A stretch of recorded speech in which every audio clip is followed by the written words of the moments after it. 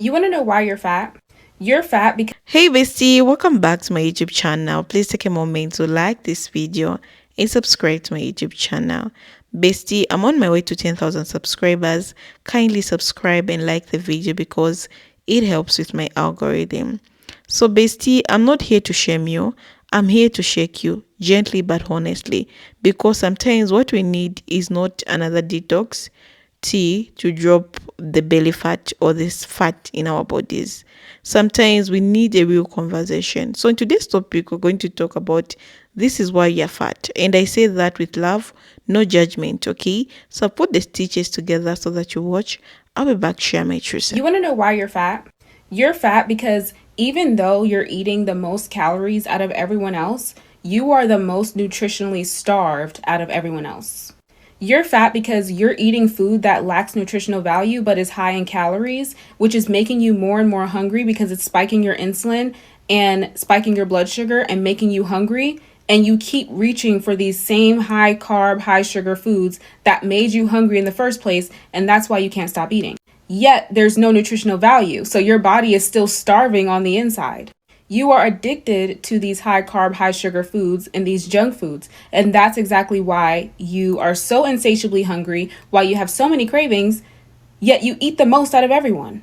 If you struggle with insatiable hunger and insatiable cravings, and you feel like you can't stop eating no matter what you do, and you want to lose weight, I lost over 60 pounds with the information that is in my ebook. My ebook has over a year of my own personal experience and my own personal research that has helped me and many others lose significant amounts of weight.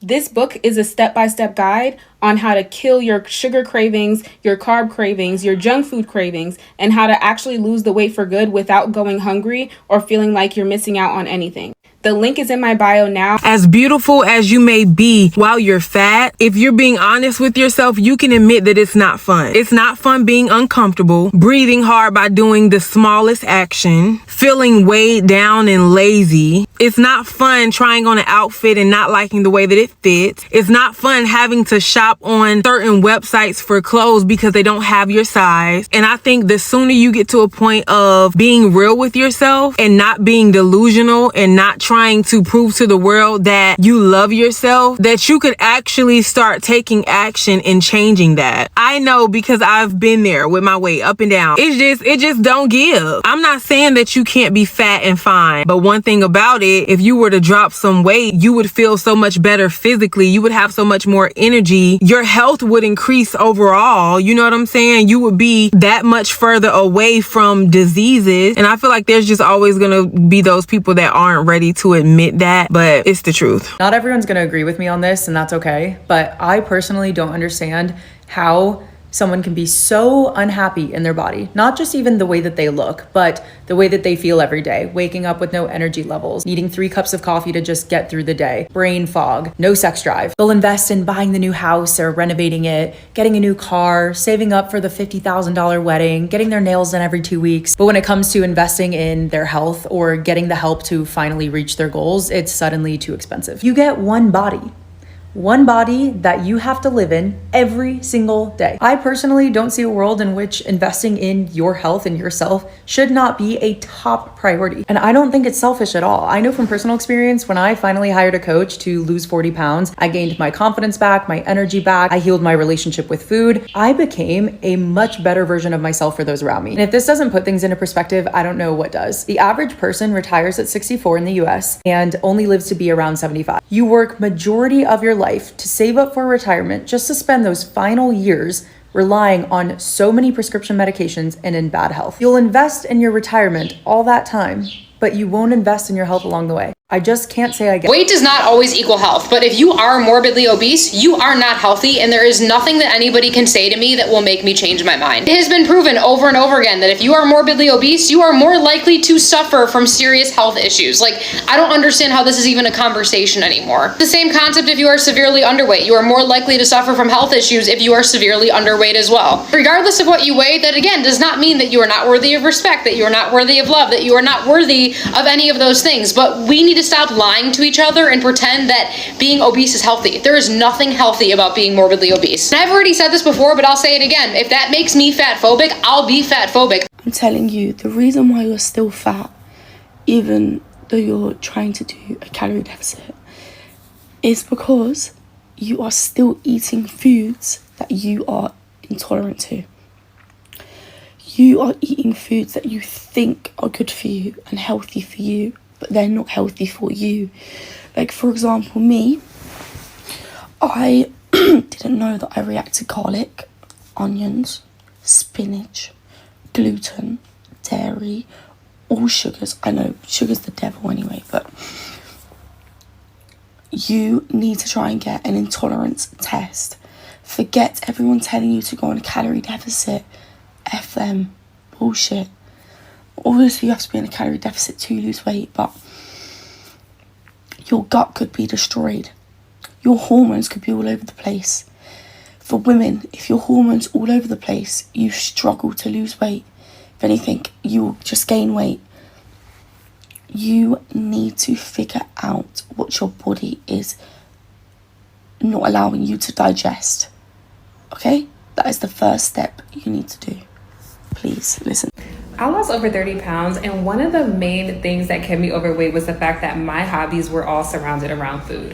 When I wanted to do something, I was looking up new restaurants to go and try. I was meeting up with friends to go out to eat. I was looking up recipes on TikTok to try. Everything was surrounded around food. And then the hobbies that I had outside of that were all sedentary. Sitting down, writing, sitting down, reading, or painting. You cannot have hobbies that are all sedentary and then the only other hobbies are all surrounded around food. Having hobbies like playing tennis, joining a run club, going hiking, playing pickleball, playing basketball, playing volleyball, like picking up some hobbies that actually involve movement will solve so many of your problems, where you don't feel like you have to go work out, but you just simply get movement in from changing your hobbies. How to stay overweight and unhappy in your body. If you're someone who gets offended by the word fat, I would leave. If you're someone who preaches about body positivity and gets offended when someone else does not, this is also not for you. Bye-bye. 1. Procrastinate on losing weight as much as you can. You should start tomorrow or the next day or the one after that. 2. Do passive work. Consume as much information as you can about fat loss on here, but don't act on any of it. Just keep scrolling, keep liking, keep saving.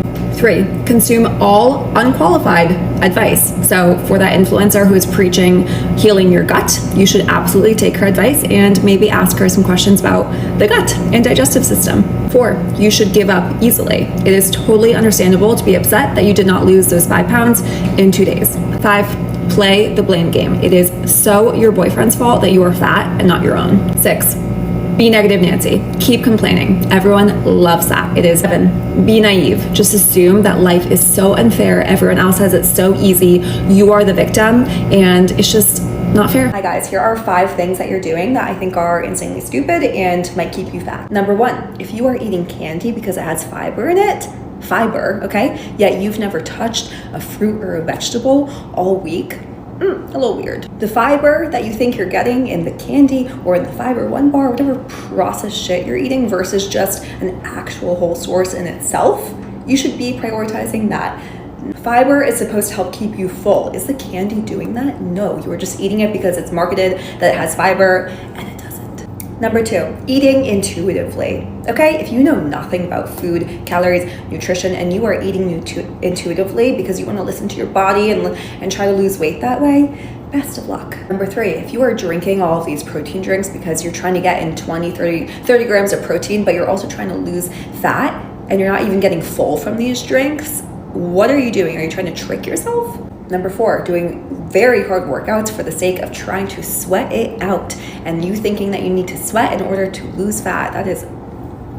Number 5, being just a weenie in your own victim mindset. And if you don't know what I'm talking about, then just go. Here are 10 things you're doing every day that are keeping you overweight. If you're new here, my name is Soraya. I'm a certified macronutrition coach, and I used to do all of these things. So definitely save this so you can reference it on a day-to-day basis when you catch yourself doing one of these things. Number 1, guessing what's in your food. I want you to guess how many calories is in this salad with the dressing and all. Just take a second, pause this, and guess. Almost 700 calories in this salad. You might think you're eating clean, but if you eat 3 of these salads per day, that's already 2,100 calories. Number 2, skipping meals. I used to think subconsciously that by skipping meals, it's gonna make me skinnier and smaller because I'm eating less calories, but I would always binge eat later. 9 p.m. would come, I'm eating the chips, the cookies, the ice cream. Whereas when you eat throughout the day, you don't have a crazy appetite or cravings at night that cause you to overindulge. Number 3, mindless eating. If you just grab a bag of chips like this, take it on the couch and just start eating straight from the bag, you could easily be eating double or triple the amount of calories that you think you are. Instead, I recommend getting snack pack sizes like this or pre-portioning your snack before having it. Number 4, having a sugary drink with your food. Now, I get it. I used to love a good Simply Lemonade or Dr. Pepper with my meal. But if you're having one of these with every single meal, that's 120 extra calories per meal, aka 360 extra calories per day, and an extra 28 grams of sugar per meal, which comes out to 84 grams of sugar extra per day. Instead, I recommend going for the diet versions of your favorite drinks because they're lower in calories, or going for an alternative like Poppy, which only has 25 calories and like 4 grams of sugar. Number 5, you're not drinking enough water. Thirst tends to get confused for hunger a lot, so when you're dehydrated, you think you're really hungry when really you just need some water. Number 6, going on diets. This is the quickest way to disappoint yourself because if you even stick with the diet long enough to see results, you're going to end up gaining the weight back because you're going to go back to your old habits. Going off of that, number 7, the all or nothing mindset. You don't have to choose between eating clean and eating like crap. There is a balance. I call it 80-20. 80% of your food's coming from whole foods, 20% fun foods, chips, ice cream, pizza, things like that. Number 8, basing your habits on the environment around you. Social pressures can have a big impact on a lot of our decisions. So if you go somewhere and everyone else is drinking, so you decide to drink, you need to really question your mindset around that.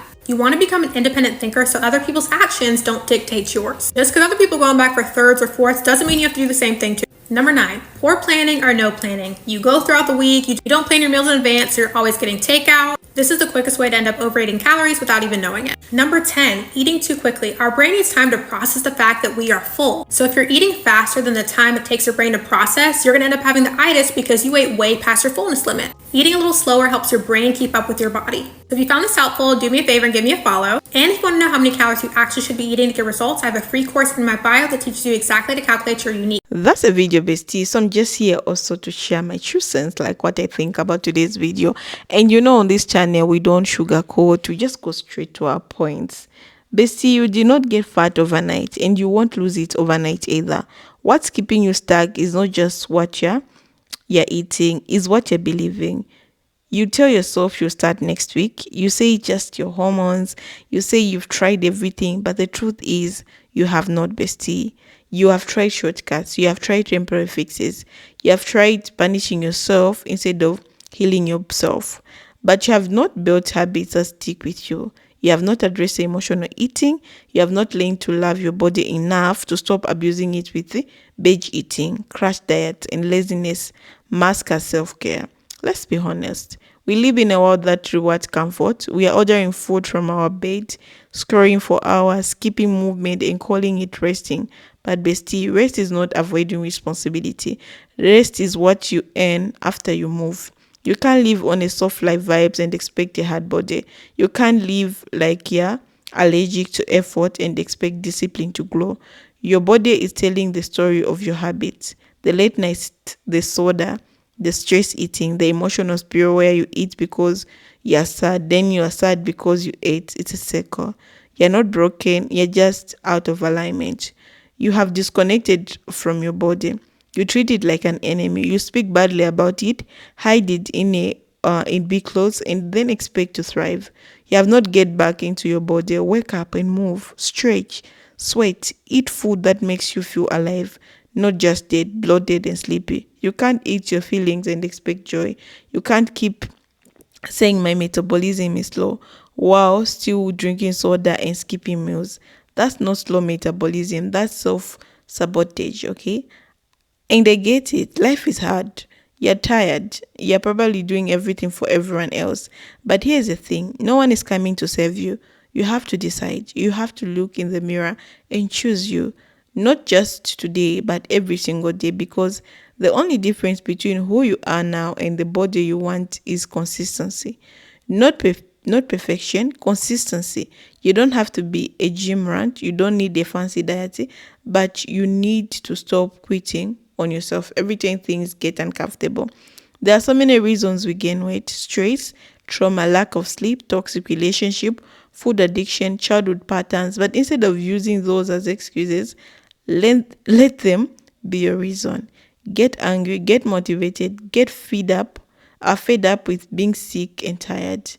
Okay, this weight you're carrying is not just on your body, it's on your mind, your heart, your spirit. And once you start letting go of the heaviness in your heart, the heaviness in your body will follow. The harsh truth: you have normalized unhealthy behavior. You made excuses for why you can't change. You have romanticized laziness, but you don't feel good. You know it. You feel bad. You feel heavy, breathless, insecure. Your clothes don't fit the way you want. Your skin is breaking out. Your energy is low. That's not who you are. That's just where you are. And the good news is that where you are is not permanent, but it will stay permanent if you keep lying to yourself. So, bestie, if this hurts, good. Let it hurt. Let it fuel you. Let it remind you that you deserve better. You're not lazy. You're just uninspired. You're not weak. You just been living in survival modes. But the end's today, okay? Let it end today. Today we are going to snap out of it. No more blaming your body. No more starting over on Monday. No more hiding. No more staying fat and calling it self-love when deep down you know you're not happy. Real self-love is doing the hard work because you care about yourself too much to stay stuck.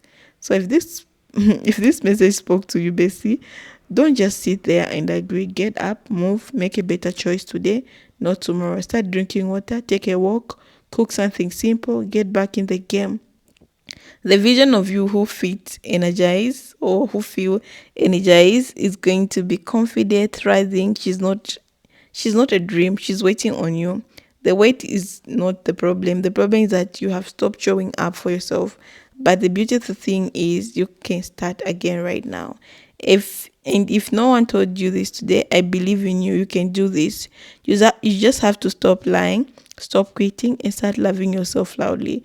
Don't stay fat because comfort is easy. Get uncomfortable and watch how your life changes. So thank you so much for watching, Bestie. I really appreciate, and thank you for subscribing. Kindly leave a comment for me. Okay, bye.